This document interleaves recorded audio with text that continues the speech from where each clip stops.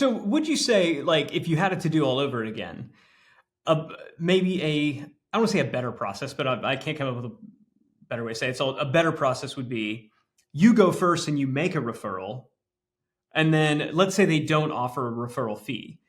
Um, would it be appropriate then to go to that person and say, hey, so I know I sent you this person. Do you have like a referral type arrangement? I could probably send you more people like that if you do. Uh, and if they're like no, then maybe you don't. Obviously, you're not going to actively try to send them some. But if they're like, oh yeah, we do.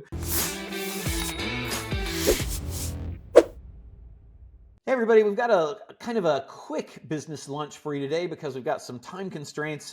So we're going to run down something that is based off of a live event that we did for Black Friday at Epic, our kind of buying businesses and consulting for equity and selling businesses company.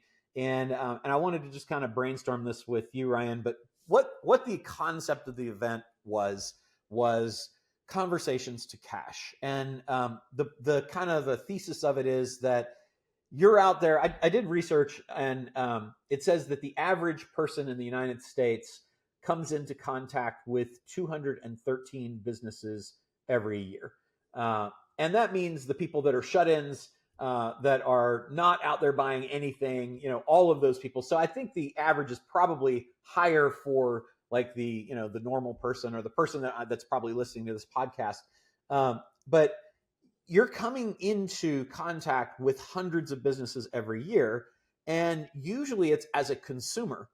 But if you're curious and you have some idea of how, if you have some idea of how you might help the business if they have needs that they express to you, then you also have a place to connect them to, then there's a lot of money that's just being passed over because you're not thinking about this. And so the idea was, and I'd like to hear your take on it. The idea was that really just out there living your life without actually having to do much of anything that you're not doing now, changing the way that you have conversations with the people who own businesses that you're interacting with, or anybody at any business, whether they're owner or not, can potentially lead to an opportunity to help them and get paid for making a connection. Tell me your thoughts and any experiences you have on that.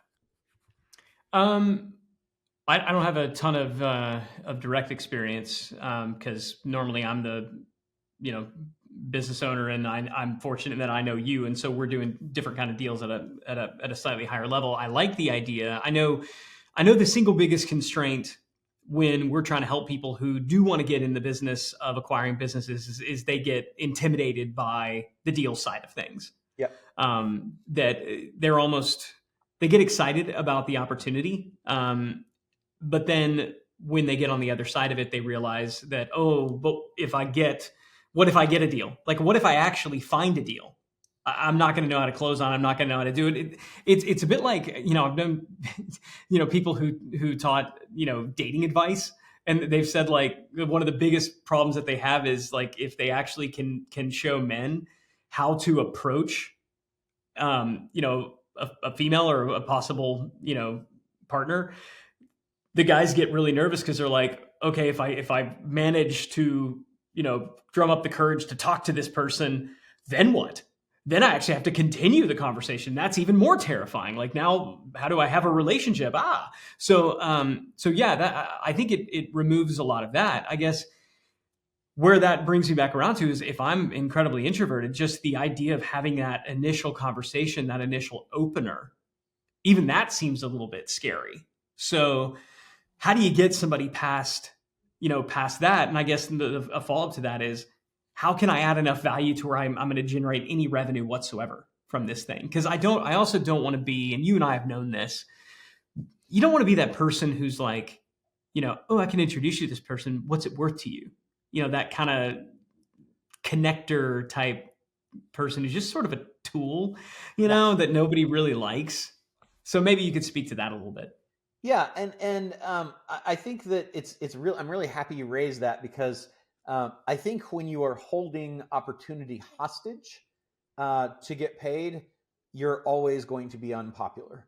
And I think that that's the case even with real estate brokers. I don't think most people like real estate brokers because they're selling their house and it's something they have a big investment in, and now they're going to have to pay a percentage of the gross proceeds, not the equity, but the gross proceeds, to this person who is going to bring a buyer, and that the value proposition there is, I have a buyer and I won't introduce them to you unless and until you pay me a lot of money, and there's resentment about that. But I think when it's less like that, when it doesn't feel like you're being held hostage, it's okay. So, for example, if somebody's looking for an executive in their company to fill a position, that's a need that they actually have.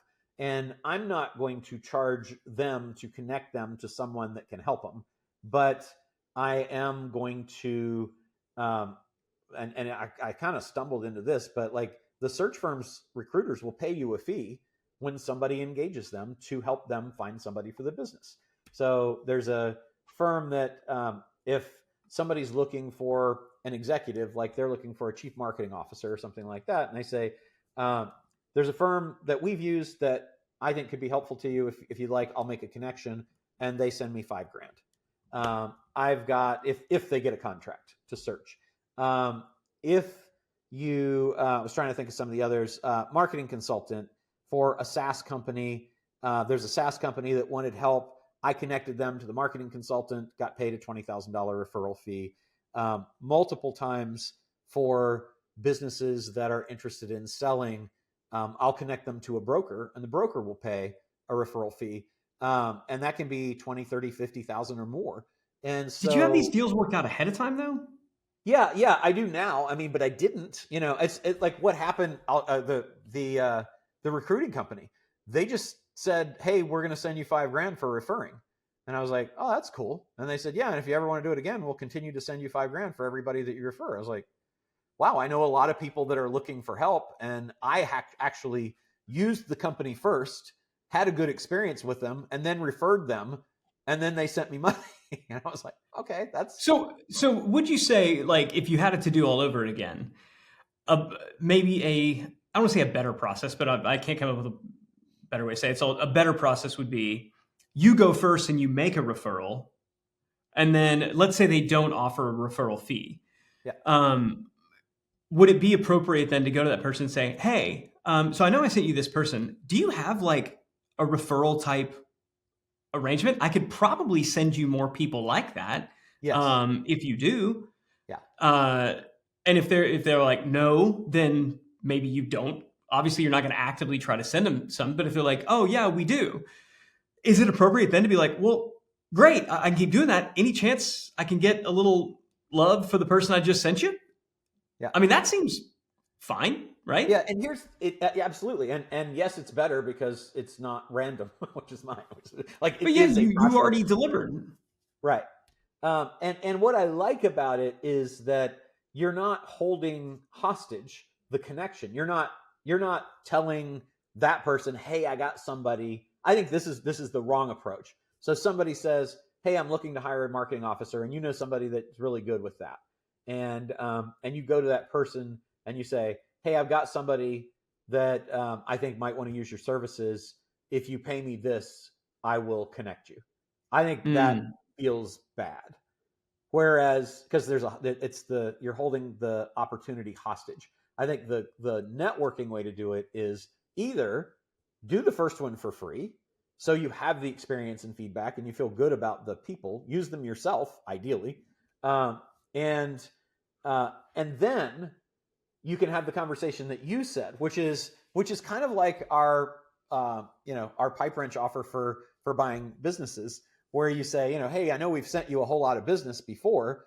Would love to continue to do that, and also imagine if I was actively trying to do it, because I've just been doing it. I've just been sending you referrals because I think you have a good service. But I'd actually like to do that, and we don't want to build somebody else's brand, so we're thinking about going into that, and we're going to buy your company that way." That's the pipe wrench offer. But for a referral, without even thinking about acquiring their business. It's just the same thing. It's like, hey, I referred Ryan to you, and I heard you did a good job. I meet a lot of people like Ryan, and if that would be interesting to you, I could probably put some time and effort into it if it made sense for me to do that, and send you a lot of Ryans. And you and I recently had a conversation with a company about that, and they were like, actually, they did what the scouting company did, right? They said, well, actually, we're going to pay you, and we're like, Yeah. well, that's nice, and then we're like, oh, well, okay, we can probably think of lots of people like that, right? So I like that. Yeah, and I do think that's smart, because the inverse of this is also true.